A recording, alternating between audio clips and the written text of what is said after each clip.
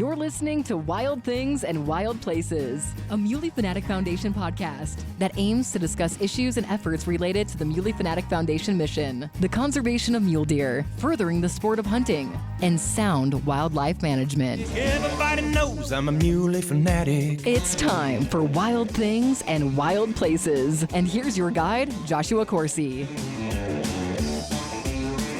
And welcome to another episode of Wild Things and Wild Places. Joining me today, my partner and brother, Joey Faigl. Welcome, Joey. Glad to have you here today, talking about an event that we've never had before, an upcoming event that's right around the corner, January 22nd at the Broadway Theater in Rock Springs. This exclusive and new event for 2025 is something that was brought forth in an idea, or the impetus of this idea was brought forth by Jason Radakovich, one of our board members, who thought this program that we have with the foundation, Putting the U in Hunt, the program that puts youth with terminal and life-threatening illnesses in the field every fall to make memories, and the best place to make memories in the field. We've organized this event. It's a new event, and we want to talk about it. Putting the U in Hunt. Pretty much number one on our plate every year. Bringing these kids out in the field, get them away from all the things that they face and all the challenges they face every day, and going to the hospitals continuously, medications, just everything that treatments, all that stuff. Yeah. And to take them away and being out in the field and seeing huge smiles on their faces, just even being out there. We've talked about this program quite a few times. We've had other podcasts about it, but it's just, that's how important this thing is. It's just the largest thing that we like to do each year for the Muley Fanatic Foundation. It's probably the smallest effort that we get to do each year, but it's the most impactful and most important issue at the end of the day. And some of that is just the human element of being around not only these youth, but their families. And as you mentioned, the break that it provides for them to really just be hunters and celebrate hunting. And that's pretty special. This event is unique in that we've never done it before. Again, as I mentioned, Jason had this idea that as a board member, he's aware and is well-versed on the financials that are required for this program to not only continue to persist in years to come, but how we've always tried to up the ante or raise the bar to make this a truly once-in-a-lifetime opportunity and experience for not only the hunters, but their families as they come here. A little history on the program. This program's been around since our inception. To date, 112 youth have participated in the program. Each of these youth have all been able to have successful harvests, but I'd be remiss if I didn't mention that while each of them have had success, and we're grateful for that, that's really not the only goal of this. And in fact, it's not the goal.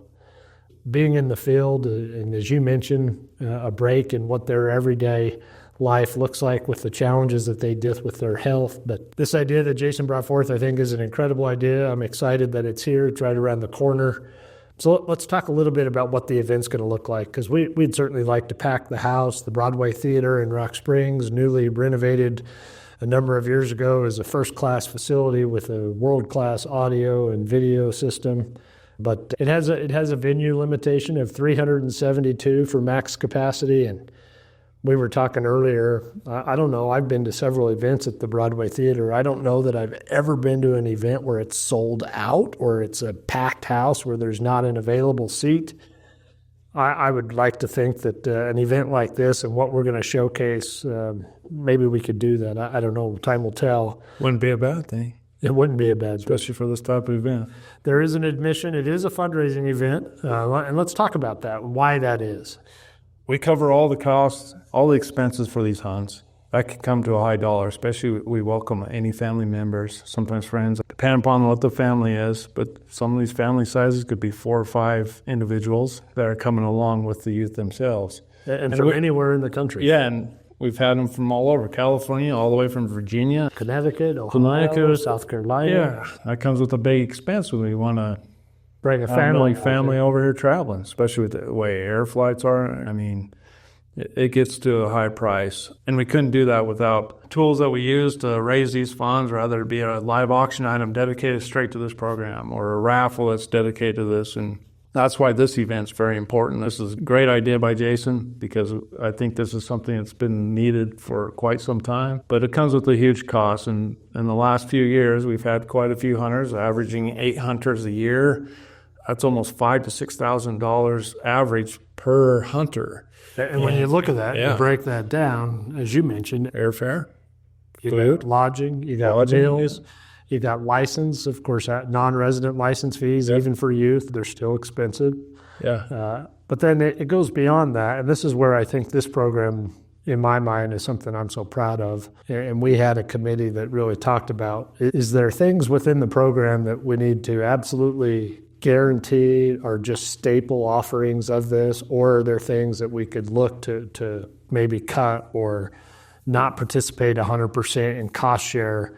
And ultimately, I think we landed in the right decision. I think meat processing and the shipping of that harvest, no matter where they live, I think that was essential. To come out here and to experience this great opportunity to have the blessing of a harvest and then not be able to enjoy the bounty of that, I think it would be a strong disconnect that I'm not in favor of. And so I'm glad that's a staple component of this. I think the other thing is, though, as hunters, these children that we've had, not all, but the majority of them, but I would think the percentage is pretty high that we've had many of these children that honestly, the size of the animal or the rack or the antler, the trophy aspect of this, while everybody likes that, us included, it's not the mainstay. Yeah, that's completely thrown out the door on every single one of these hunts. So being able to offer taxidermy regardless of what the harvest is, and then to have the shipping of that taxidermy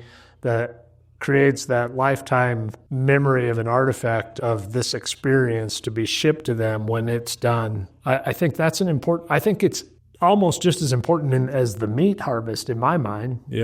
Yeah, because like you and I've got some smaller antler critters hanging on my wall. Most people ask me, why? Yeah, I put myself into that. You let it their chin. I'll do that. Folks just question, hey, it's not that, they'll straight up tell me it's not that big, which I really appreciate the comment, but it's the memory that's all behind that animal. Yeah. Why not have that hanging on their wall so every time they're sitting at home and they're looking up at that, it'll bring back the memories of that animal, that hunt, every piece of it. Yeah, and I think when you look at those things, the travel, the meals, the lodging, the meat processing and shipping, the taxidermy completion and shipping, it's simple math. It adds up pretty quick. And this year, as you've done the math, you watch that and track that closely, but it's averaging at about $5,500 per hunter. And when you have 8 hunters, it's not hard math to realize that's $45,000 to $48,000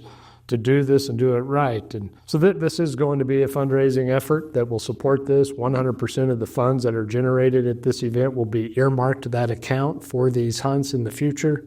We specifically have put a limit to what we're offering in just recent years. We've had as many as 17 hunts in one year, and that was logistically, that was a challenge. We've cut this back to 8 for the last couple of years, and I think it's a very good, manageable number. We're pleased with the results. I think the emphasis is more on the quality and not the quantity.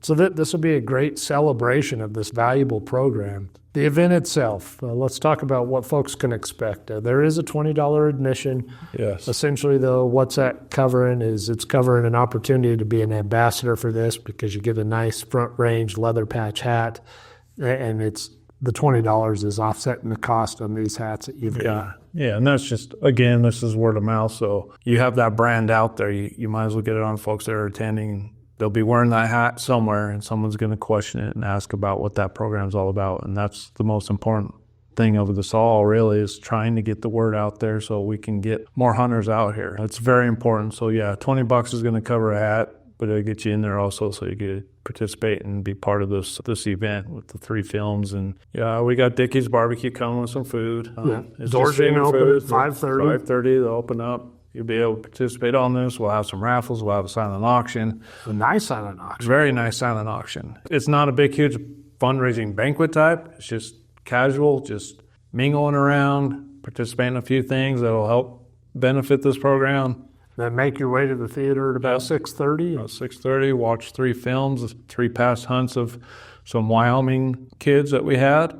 And all 3 of these films are fantastic. They're done by 495 Films with Nick Duncombe. He does a fantastic job on these, and he volunteers all his time and expense with these films. They're great films. He does a fantastic job, and people really enjoy them. We've showcased them at other places, but this is another opportunity to go back a little bit in the past. We'll start with Aiden's Hunt, and that was a while back. It was 2018, I think it was, 6 years ago, and then we'll get one in the middle there, Emma's Hunt, and then we'll have another most recent hunt. I won't mention who that'll be, but yeah. Got a special guest. Great special guest. Can't mention that either. But yeah, I think it's going to be a fantastic event, and I could see this event growing just like a lot of the other fundraising events that we have. Yeah, this program within the foundation, putting the U in Hunt. I have visited with many life members that we have that have made the ultimate pledge to be a life member of Muley Fanatic. And I'm always curious what made that decision for you. What was the driving force that made you want to make that pledge? And more times than not, I have heard people that are life members in our fold, now over 700, say that what you do with the kids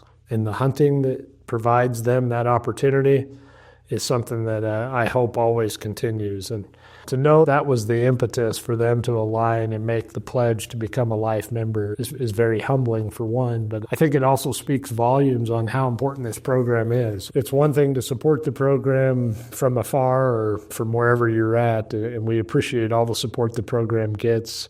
But I think for me, knowing that it's very intimate and hands-on for us because we facilitate these hunts and that we get to be with these children and their families and we see the impact that it has and the smiles, like you mentioned, it's a breath of fresh air. It's something that really, when you do a checkup from the neck up, it's pretty dang important, the impact that it has. And I think when you talk about conservation, you talk about the furthering of our mission. I think the things that you have a sense of pride for are the things that you know are difference-making. And to ask if this program is difference-making, it's a resounding yes. It's absolutely difference-making, and it makes a lifelong impact on tremendous memories that are made and shared with not only the hunter but their families, and truly what becomes lifetime friends. Yeah, I still communicate with a lot of these families from 10 years. That's just one of the other special things why it's so rewarding and dear to our heart. It's just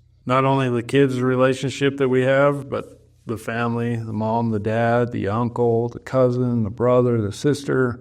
You catch them on social media, you keep up on them. I got a text message this morning from Wyatt Lamb in Virginia. I got one from him on Christmas, on New Year's.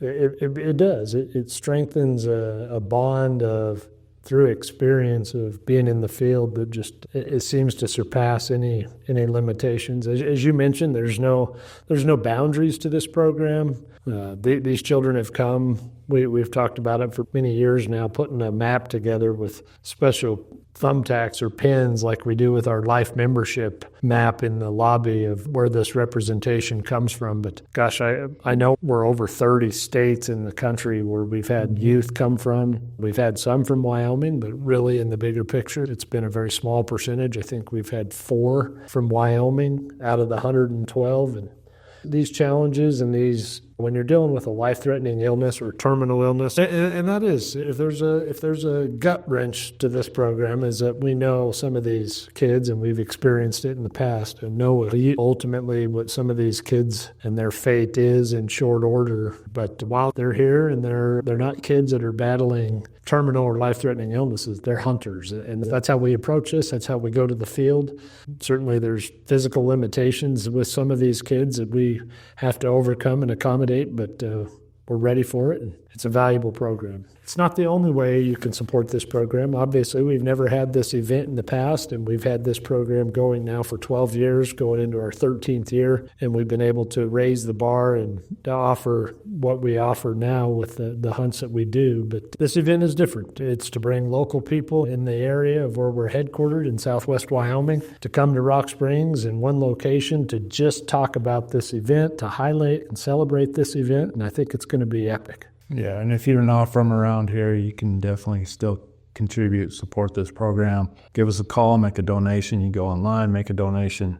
whatever it may be. Of course, we're headquartered here, so this is why this event's here, and it's easier for us to organize and put together. But yeah, we know this is being discussed throughout the country right now at the podcast, and if you want to contribute and support this, there's so many other ways you can do it and stuff, and we greatly appreciate it. Anything you can do, anything you can help out with, it's just like we mentioned.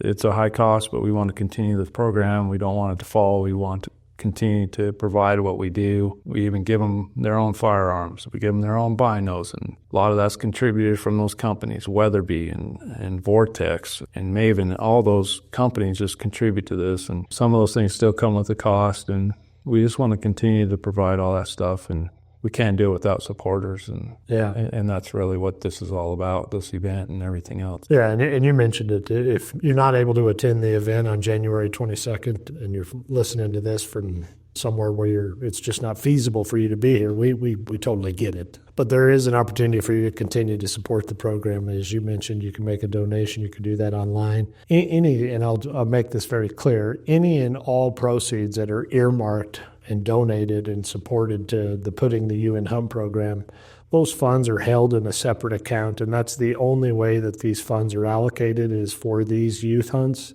The offering that is entailed that we've just went through with the airfare, the travel, the lodging, the meals, the licensing, the taxidermy, the meat, those costs, that's what those funds go to 100%. And I think that's important where folks know where their dollars are going when they're earmarked specific to this program. As you mentioned, the average cost of the 8 hunts that we did last year was just a little under $5,500 for those 8 hunts. I think if we've seen an increase in anything, license fees really haven't changed, but meat processing, not a big change, but where we have seen a big increase here of late is shipping. And when you talk about shipping meat, of course, there's time sensitivity with that, being able to get that packaged right and to have express shipping. But then also taxidermy. You talk about shipping a shoulder mount of an elk or a deer, and the size of that, you're limited. It's not something you can just do with UPS or FedEx. So those truck freight shipping rates have increased significantly. Taxidermists, we work with a good taxidermist here locally. I think he's fair with us. I think he gives us as good a rate as he can, knowing it is a business still, and he does have costs and overhead associated with such. But I don't know, back to when we had the youth committee that was talking about the offerings of what this program looks like, I don't think we would want to see any of these cuts to the program. And this is an opportunity to maintain and ensure what we're offering continues, but knowing that it comes at a cost, and if people can support it and earmark funds directly to this, the program can continue as it has been. And I guess if there's something I would add is, if this is something you have an interest in supporting beyond financial support, but would like to be involved and would like to help, there is an opportunity for you to do that and to be a part of these hunts with us. The hunts that would work best for your calendar to align with when we do this is it's always September 25th through September 28th or 29th. It's always at the end of September, and these are elk hunts that are facilitated here in Southwest Wyoming. And that opportunity is certainly there. If someone has interest, we can accommodate that. But it's going to be a great event. I'm excited to be able to have an event to just celebrate and be dialed into one special program that is, as mentioned, a small part of what we do organizationally on an annual basis, but the most rewarding thing that we get to be associated with. All right, just remember, January 22nd, 2025 at the Broadway Theater in Rock Springs, Wyoming.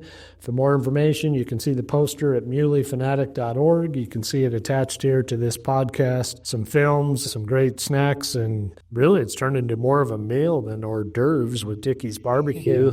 Yeah, pork slider sandwiches, wings, etc. Full Circle Strategies is covering the cost of the open bar for those that would like to have an adult beverage at this event. But I think if there's a parting shot, even the sponsors that we have for this event, I'd like to just make sure that those are recognized. Wild Radio, Wild 4 News, Bitter Creek Outdoors, WHS Surveying, Planning, and Engineering, Full Circle Strategies, Radio Network, Sweetwater Now, Tigler and Associates, Birch Family Dentistry, Caltech, new to the Rock Springs area a couple years ago, glad to have them, Industrial Services, and Vaughn's Plumbing and Heating. Thank you for sponsoring this special event. Putting the U in Hunt Yeah, if you want to be a part of it one way or the other, rather you contribute funds or want to be part of the hunt, please get a hold of us. Or, most importantly, if you know a youth between the ages of 12 and 20, please give us a call. We'd like to get them in this program, fill the holes we need every fall. So if you know anybody, please reach out to us. Yeah, we do already have a list that's growing for youth hunters for 2025, but that is the biggest challenge to this program. The challenge is not raising the funds. The funds will be there. We know that. We have faith in that. People support this program. They know how important it is.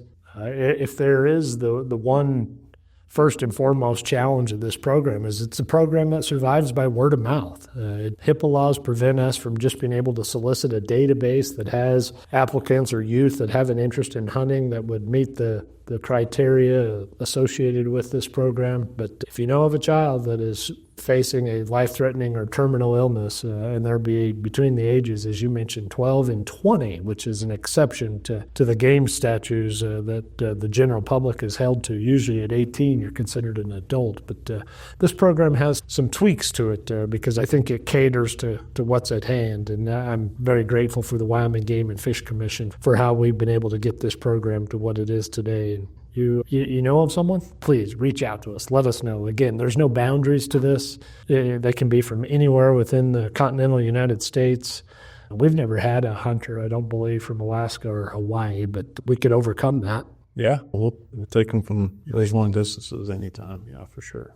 All right, putting the U in Hunt, celebrating that program on a very special event, January 22nd at the Broadway Theater in Rock Springs. Hope to see you there and hope we can pack the house. Until next time, happy trails. And that wraps up another episode of Wild Things and Wild Places. But remember, the journey doesn't end here. Make sure you never miss out by subscribing. Whether you're listening to us on your favorite podcast platform, streaming us on our website, or following us on social media, subscribing is the best way to stay connected. Thank you for joining us, and stay tuned for more wild episodes. Everybody knows I'm a Muley Fanatic.